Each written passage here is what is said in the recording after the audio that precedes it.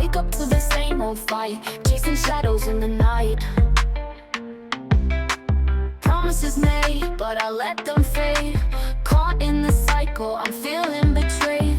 Round and round, I'm losing ground. Trying to break free, but I can't see. These negative patterns are haunting me. Nights turn to days, I'm losing my way. Thought I found peace, but it's led me astray. Chasing the high, but it only brings pain. The more I run, the less I gain. Hey everybody, hey! Welcome to another session of Tarka Say It Again. And today we have with us another educator, and her name is LaShondra Fields. Hi guys. She's here with us today because we want to talk about some safety issues as well as some violence. Behavior-wise, and what we are seeing in the classroom, outside of the classroom, on the school grounds, and hopes that possibly she could give us some techniques or maybe advice on what we can do to possibly prevent some of these behaviors. All righty. I'm Welcome. so excited. Thank you for Welcome. having me. I appreciate you having me. Yes. Your family, my family go way back. Way back. Yes, That is the so Pop crazy. Warner days. Yes. Baby. What was that? Pine Hill. Pine Hills Trojans. And Yeah. yes, because wasn't it like the gold and the maroon first, and then it switched over to Oh, it was way back. Though. Yes, it's been a while. yes, the cheerleading. Yes. You took it on and started coaching. So just in thinking about everything that's going on today, right? We just saw on the news at FSU where you had that big scare. Right. Two tragedies took place, on campus. And just thinking about the thoughts and the emotions of not knowing what's going on and not being able to reach your child and, all of that, but just seeing it on the news. And it's not what I found that, okay, we see it there, but like this violence is just going on everywhere. Definitely. On the high school level, middle school level, and even elementary level. Definitely. Right. Yes. So just in thinking about that, like, what are your thoughts on that? What do you think might be going on in these babies' mind, in the household? Just give some feedback. I want to first start off by saying, like, basically what's probably going on in their mind. Okay. I want to say that social media plays a big factor in how a lot of these kids are acting these days. Yes. They're seeing a lot of things that they shouldn't be doing that they do. Another thing I want to bring light to is it starts at home. Yes. Regardless of what anybody says, the foundation starts at home. And I feel somewhere along the lines, the kids have gotten lost because the kids have gotten worse. The violence and the disruptive behavior, the disrespect is at an all-time high. And it's definitely not good. And it starts at home. Like I said, parents have to do their job parenting these kids and setting expectations and standards. And it's not all kids. That's how I know it starts at home. It's not all kids. Yes. Some kids know how to behave. Some kids are very respectful. Some kids, they come to class and they do what they're supposed to be doing. And then you have the kids that don't. They're disrespectful. They talk to teachers any kind of way. Not me, because they know better. Right. I know that's right. But I've seen it, and I'm the same kid will respect me and be disrespectful to the next teacher. Right. So I'm saying you know how to act. So why are you acting differently with one and not the other? It's just, I feel like the foundation needs to be set, though. Kids need to know, like back in my day, we would never. Oh, we would get out we would never, like right. The way that they talk to teachers and talk to adult figures in authority is outrageous. Yeah, that is the sad part about it, because you've seen over the years how things have transpired and how it has just unfolded. Yes. As far as just talking reckless. Yes. To adults or authority, like you say. And I teach all seniors, and I like to have open dialogue with them, open conversations, so that I can get a clearance as to where they're coming from. So in speaking with them about situations like, okay, why do you guys feel like, why do you act this way? Why do some of y'all act this way? oh, they're going to respect me. That's the first thing. Okay. And I'm like, okay, so teachers aren't respecting you, adults aren't respecting you. They're just like, they're not going to talk to me any kind of way. Mm-hmm. So they feel that adult figures talk down upon them, which could be true in some situations. Yeah. I treat all my students equal, on an equal playing field, like young adults, because they're going into the real world. So I'm going to treat them with the same respect they give me. I'm going to give it to them, and I'm going to show them how they should, how they should be and how, they shouldn't be.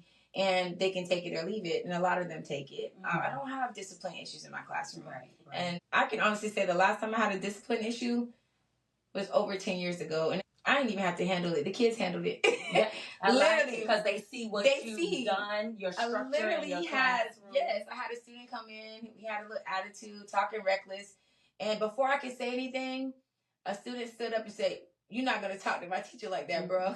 Check yourself." And I have to say nothing else. Right. So, I mean, it definitely comes down to foundation. I feel like if I can do it in the classrooms, parents can do it at home.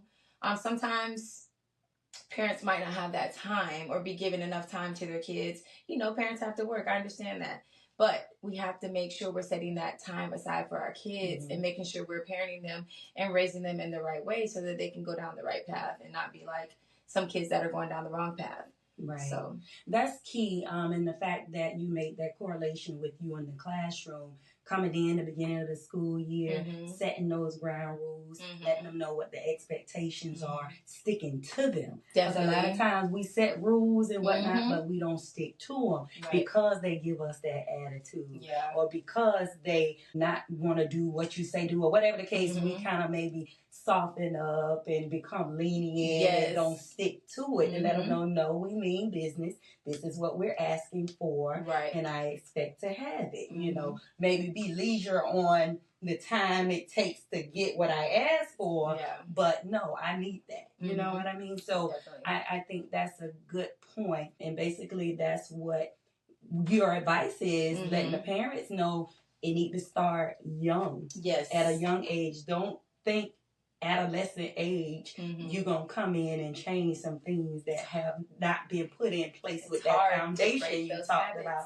Yes, as a young child, like that's not gonna happen. And the fact that you said habits, because this book here, this award-winning book, the patterns, we talk about those things could be either learned behavior or hereditary, or what we say generational curses, or just generational habits. Right. Like, well, your mama did it, so you doing it right. Or your daddy wasn't no good, so you ain't gonna be no good. Like, I've heard parents actually say that, to the kids. So just in thinking about that, what category would you put that in when we talk about the behaviors that we witness on a day-to-day basis? I'm going to put that with learned behavior. Okay. Because I feel like a lot of the behavior is learned, whether it's inside the house or outside of the house. There's a lot of influence in our kids these days, in their heads and their mindsets. So I can say that's probably a learned behavior, because your parent might not be one way, but you might be a reckless child. So that's not generational. That's something that's been learned. Right. So yeah, definitely a learned behavior, I would definitely say. And parents, we're not saying that because your child or someone is behaving this way that they got it from your household. They could have gotten it in the school. They could have gotten it at their cousin's house. They could have got, at a family member, or just being out in society. Yes. Or the phones, like we say, And I just want to bring light to this situation, because your child may be doing something that you have no idea what they're doing, and they might be putting on an image in front of you.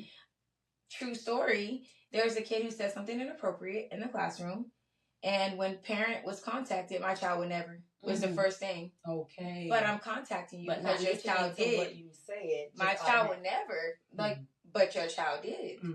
So being aware that your child can do wrong, and they do pick up habits from other places, that is something that we're dealing with as well. And as parents, I think that there's no rule book to parenting. No. We're all learning. Yes. We learn something. I learned from my kids. Because of me teaching seniors, helped me raise my son.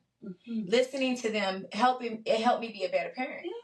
So I can honestly say that I was in a win-win situation, because I'm dealing with these kids. And by the time my kid got to high school, I was able to deal with him a little bit better than other parents would have. And that's an advantage. I feel like that's an advantage for me. Right. A lot of parents don't have that advantage.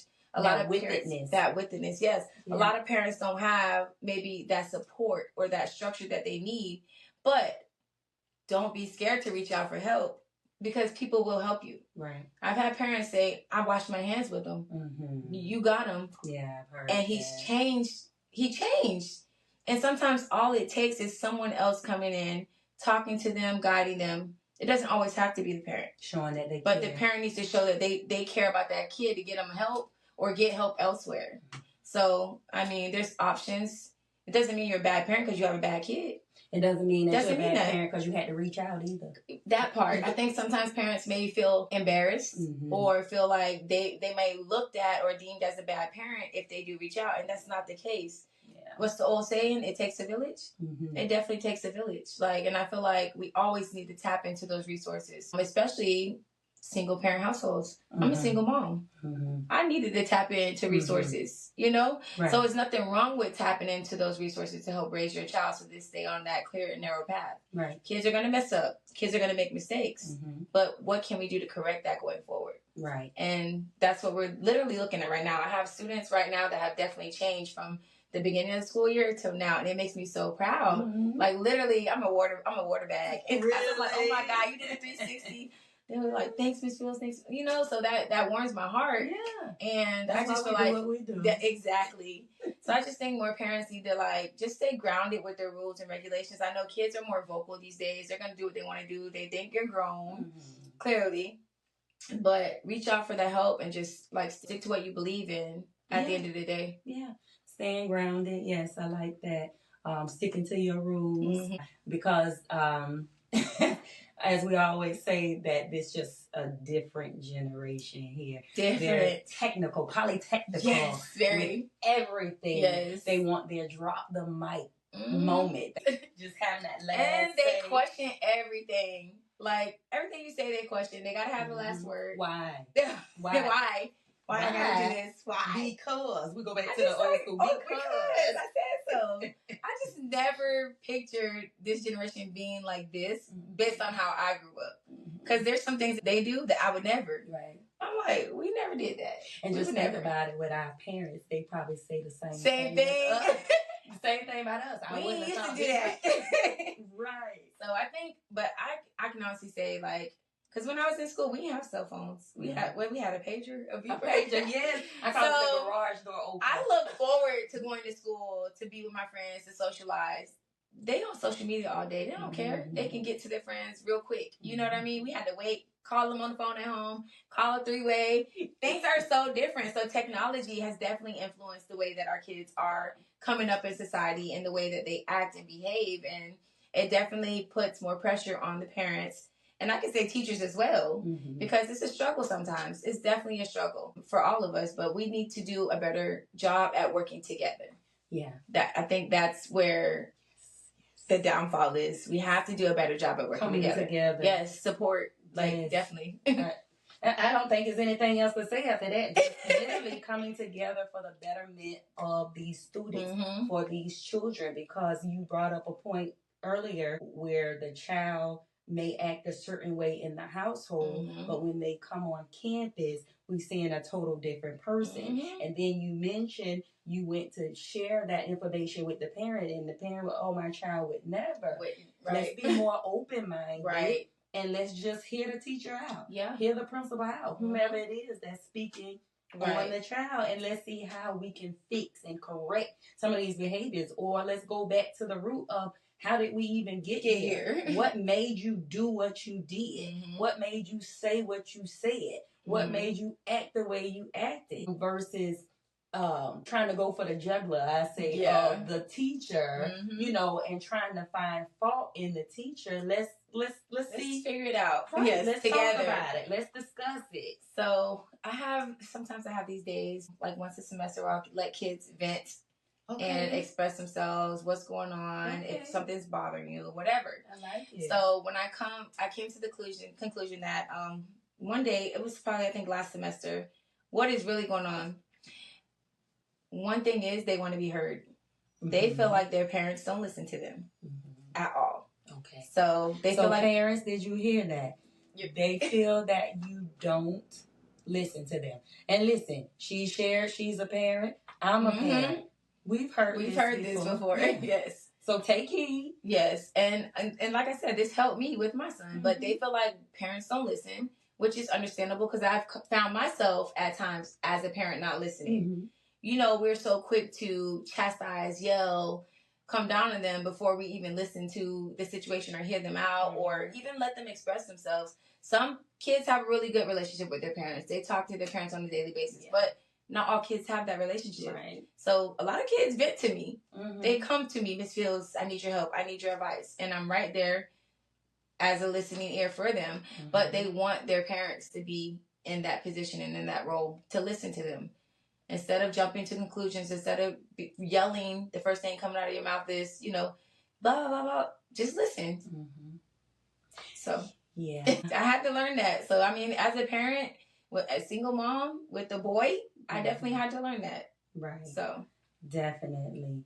Oh, that's everything. Listen, we just hope that the listeners, they're actually listening. You know, not so much to respond or, you know, have something negative to say, but to actually take in and take heed because this is what you're actually hearing in the classroom from the kids, you know, right from the horse's mouth, as you say. Also, I think I had this as one of my topics on my Facebook post about whose fault is it when a kid does this and does that. And, you know, everybody's like the parent. Okay, to a certain extent, yes, it's the parent, but it's all of our fault. We all need to pick up slack where I feel like like I said, we need to work together. I feel like it's all of our fault. If a kid does something and something out of the ordinary, we failed them. Somewhere down the line, somebody failed them. Whether it was a parent, whether it was a teacher, whether it was a counselor, a community member, a church member, somebody failed them. At some point in their life, somebody failed them. Like, these kids are not coming out the womb bad. Right. So somewhere down the line, we failed them. We failed them somewhere. Somebody failed them. Like, and we don't need to point the fingers. We need to come together. Right. So that's key. And also just thinking about that, where you say, okay, they're not just coming out of the womb like that. And I would also say other family members play a role in the helping of the raising of the kids. Aunties, uncles, grandma, grandpas, like we all have to support each other. And I think that there's been a breakdown somewhere, you know, in our society to like help these kids. Right. Definitely. You know, when we talk about the safety on campus, off campus, because sometimes these fights, they break out after school in the neighborhood. Definitely. A lot of times they are birthed or they come from something, you know, after school and they bring it to the schools. Right. You see variances. But just hope that we could try to get a handle on it and listen. What we see today is nothing new, right? But it seems like it is elevating. It seems like it is becoming more prevalent. Like we're seeing more of it. Right. It's increasing. Because think about it, guns, it's becoming the new norm. The new norm, yeah. Whereas back in the day, like I went, you know, to high school, there was an incident where a child was shot, and that was it one time. That's it. For the 4 years of being in high school, you know, fortunately, it wasn't a fatal shot, but now it's like every time you turn on the news, something, somewhere, some state, something's happening. It's just magnifying. That's my word. Yes. It's magnifying. We talk about school safety all the time. Sometimes, you know, when an incident happened at a school, fight or whatever, parents, oh, my kid's not going there. Every school has fights. Every school has fights. Yes, I can confirm, it's just that concur on that. Some schools get more heightened than others for whatever reason, and I don't like that. I don't like that. It hurts me because the simple fact that I've been in education for over 20 years. So I have friends that work at other schools. I hear things all the time. Right. And prior to an incident happening at the school that I worked at, we hadn't had any fights in weeks. Like Nice. since what, maybe first 9 weeks, maybe or longer, like literally. So the one time that something does break out, it's like negative, and I didn't like that, because what about all the positive that's been going on at the school? Right. There is schools that were not Title I schools that had balls at their school. Did you hear anything about it? No, but I did. Right. But I'm just saying, like, it's just so heightened because it's a certain area, it's a certain school, and I don't like that. Yes. That bothers me. It irks me. I definitely made a post about it. Definitely. She keeps us current on just high school in general and the things that she witnessed, behavior-wise, all of that. So her page, LaShondra Fields, no, Shauna Pooh. Oh, I know. I changed it back to my name. Yes, I did. I changed it back. So yes, she could go too when we talk about things that go on in the schools. And definitely, you all, I would say, if you still have kids in the education system, check her out. You know, not only that, but just reach out to those ones that have been put in place for a reason. That's their job, to help out. Don't feel embarrassed because you're reaching out. Don't think that you're not equipped because you're reaching out. Sometimes kids listen to those that don't live in the household. Sometimes they take for granted what's already there in place, right? As a parent, I can say something, but then my sister come and say the same thing, and those babies, they take it in like a grain of what we say as a grain of salt. Yes. They take it and they receive it, and you know, you see a difference. But you was like, I just said that. But that's just sometimes they just need to hear it from someone else. Yes. Because I had a female student, ask me for some advice on something before, and she was like, my mama said the same thing. I said, well, you need to listen to your mama. But you know, she just probably wanted to hear that extra set of ears. Confirmation. So confirmation. That's what we're gonna say. Yes, confirmation. Not that she didn't want to listen to it. So definitely confirmation. And it's just, sometimes it's just better coming from someone, like you said, not inside of the household, because they're so adapted and used to that, you know, on a regular basis. Yeah. Is there anything else you would like to say to the parents, to the students, as far as just trying to correct those behaviors, just to simply help us as individuals? Hey, I want to be around a little bit longer. I want to see my child. I want to see my child grow up. You know what I mean? Because a lot of times things are happening like by accident. Yeah, definitely. Or something happens and then automatically they're remorse or they're sorry or they didn't mean to do it. Like, but I can't correct this sorry. One thing I preach to my students is think before you act. I say this all the time because there's always consequences to whatever you do, good or bad. There's consequences. So you need to think about what you're doing before you do it. Think about who it's going to affect. It's going to affect your parents. It's going to affect your entire family. It's going to affect you. So the biggest thing is, parents, this is for you. Talk to your kids. Look at their social media. Look at their spam pages, because you can find out a lot about your child through social media. Yes. Literally. Like, I see high schoolers posting guns. Yeah. I see high schoolers doing drugs or doing this and that. Like, you can see what's going on, but I'm looking, like, do their parents know? Are their parents seeing the same thing that we're seeing? Check the rooms. Check your kids. There's nothing wrong with it. Checking their stuff, because they don't pay no bills there. You can save them. Yes, you can definitely save your child. It's never too late, like, to change them from how they are or the path they're going down. Right now we're on this big thing where they crash out kids YNs. Yes. So make sure your kid is not a YN. Because they're partaking in activities that they shouldn't be partaking in. And if you don't know what YN is, ask somebody. Google it. Google will tell you everything you need to know. Google University. I done told y'all. Google will tell you. But literally, we need to be more attentive to our kids and what they're doing, what they're getting into, their whereabouts, because anything can happen. Yeah. We're living in a society at this day and age where anything can happen. So the best thing is making sure we're talking to our kids, making sure we're staying grounded, keeping them motivated, keeping them on a straight and narrow path, just trying your best. And if you need help, reach out for help. Like, there's nothing wrong with you needing help. Yes.